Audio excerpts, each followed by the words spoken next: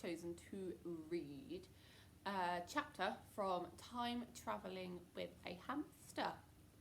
It's one of my favourite books, and I hope you enjoy and you decide to pick it up if you haven't read it before.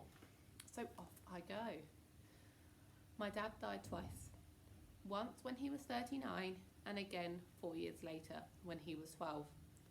He's going to die a third time as well, which seems a bit rough on him, but I can't help that.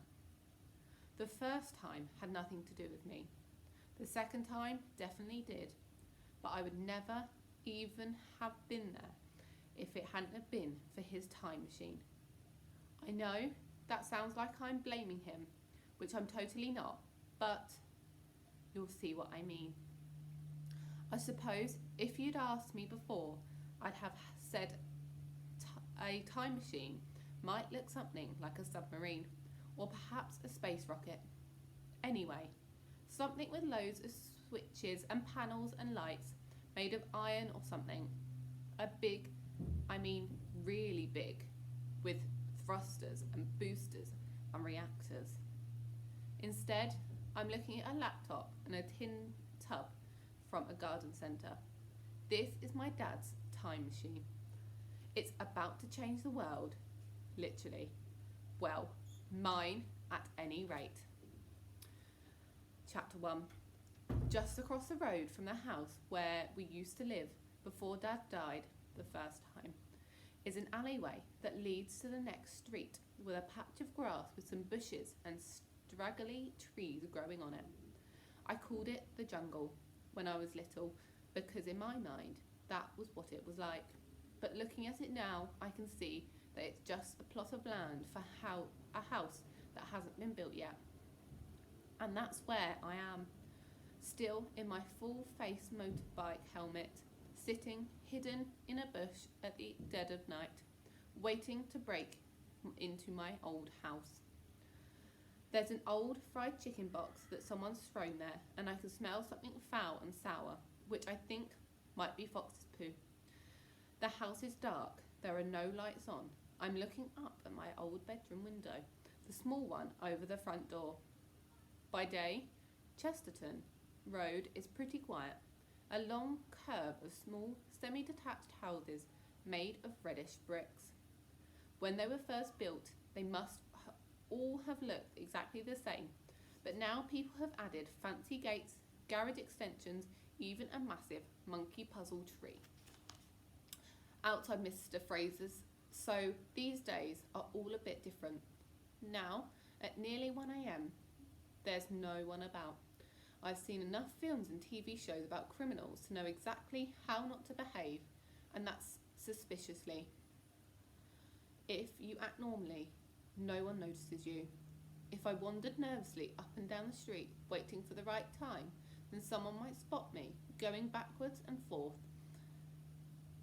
looking at the houses and call the police. On the other hand, if I'm just walking down the street, then that's all I'm doing, and it's good being invisible. Keeping the motorbike helmet on is a gamble, or what Grandpa Byron called a calculated risk. If I take it off, someone might notice that I'm nowhere near old enough to be riding a moped. If I keep it on, that looks suspicious, so I'm still in two minds about it. Anyway, it won't be for long.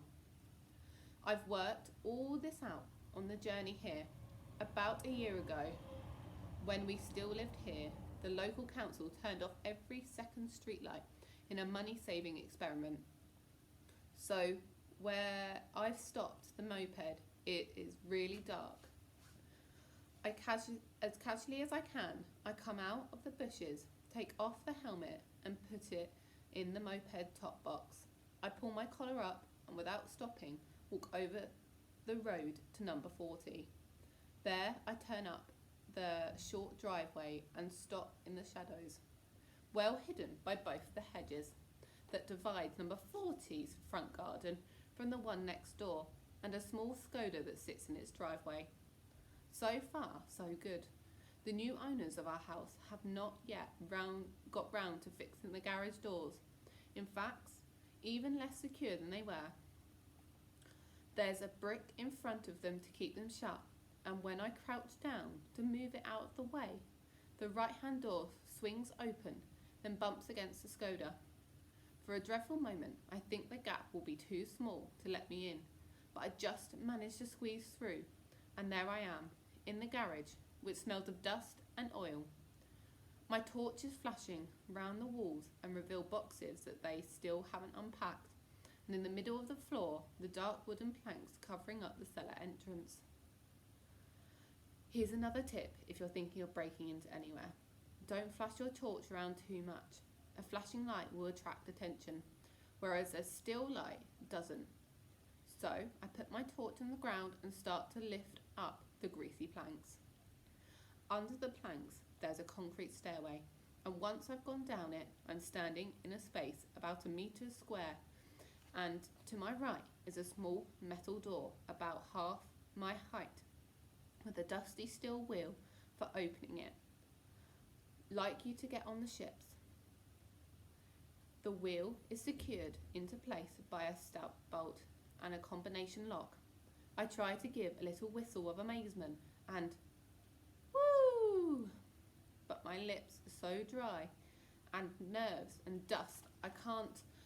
Instead, I set the combination lock to the numbers Dad instructed in his letter, my birthday and month backwards. Grab the wheel with both hands and twist it in anti-clockwise. There's a bit of resistance, but it gives with a soft, grating noise. And as I spin around the door, suddenly pops open, inwards, with my tiny sigh, noise of escaping air. And that is the end of chapter 1. I hope you've enjoyed, and I look forward to seeing you guys reading this book. It really is a good book, so I hope you enjoy.